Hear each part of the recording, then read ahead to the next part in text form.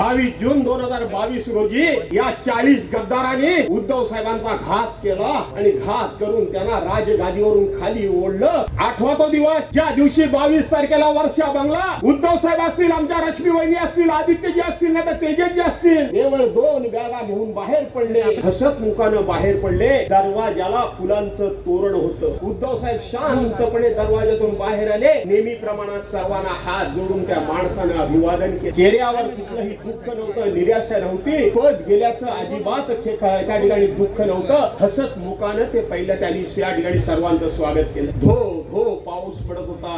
उद्धव साहेब गाडीतून आपल्या मातोश्रीकडे चालले होते आणि उभा महाराष्ट्र ओक्सा बोक्षी रडत होता. एका प्रामाणिक माणसाला, एका सज्जन माणसाला, एका सरळ माणसाला त्याच्याच माणसाने विश्वासघातानं आज हा बंगला सोडायला लावला. याचं दुःख उभ्या महाराष्ट्राला त्या दिवशी झालं होतं. ते उद्धव साहेब मी बघितले.